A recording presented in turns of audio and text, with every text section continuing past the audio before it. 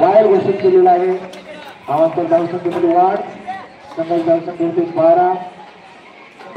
हा चेंडू पाहूया आणि वाईड क्षेत्र थोडंसं तटकवण्याचा प्रयत्न केला आहे. धाव मिळते दीपकला. स्ट्राईकवर करत हा चेंडू करण्याला सूर मारलेला पाहूया खेळ आणि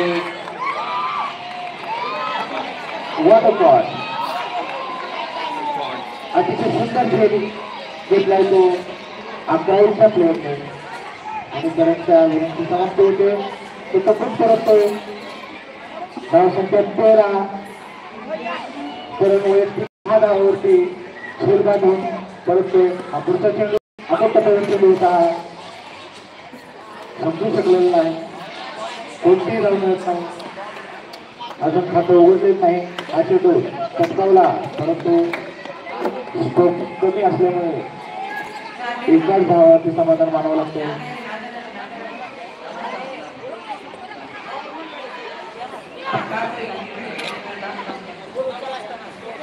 शुभम पुढचा चेंडू टाकतो तो दीपकला आणि छान पद्धतीने हा फटका मारलेला आहे त्याने हवेमध्ये परंतु झेल झाले नाही. एक धाव मिळते दीपकला. एक धाव मिळते ती संघाला. संघाची धावसंख्या होते ते 15.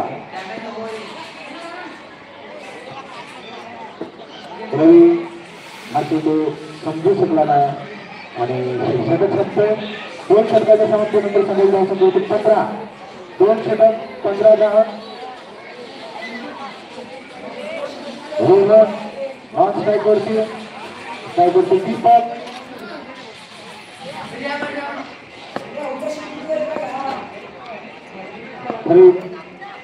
वैयक्तिक पहिला संघात तिसऱ्या षटकाला आहे पाहूया आणि दीर्घ धाव मिळते दीपकला.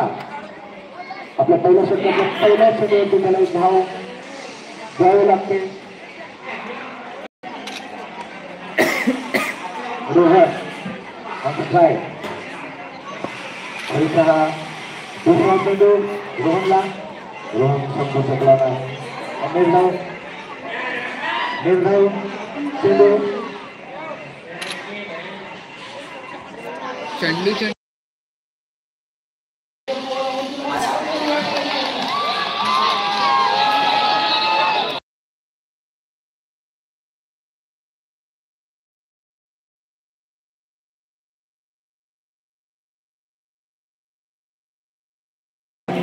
एक चेंडू अगोदर सरकार सर्वांना त्याचं भविष्य समोर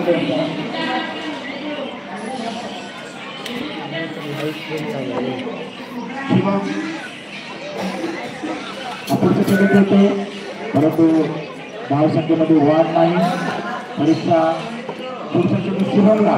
शुभमने उत्तम फटका मारलेला आहे परंतु पंचांनी बाद घोषित केलेला आहे. कदाचित त्याला नियम माहीत नसेल परंतु पंचांचा निर्णय हा अंतिम आहे आणि तो बाद होऊन बाहेर होतो.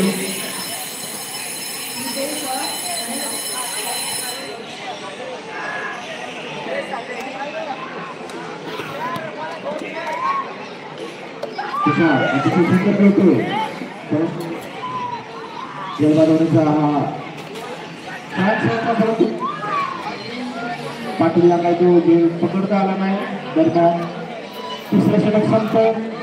तिसऱ्या षटकाच्या समाप्तीनंतर संघाची धावसंख्या होती 17. 3 षटक 17 धावा.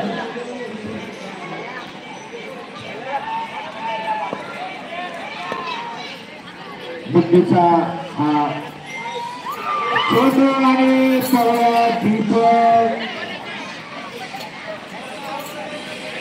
दीपकचा उचलून मारलेला हा चेंडू आहे. एक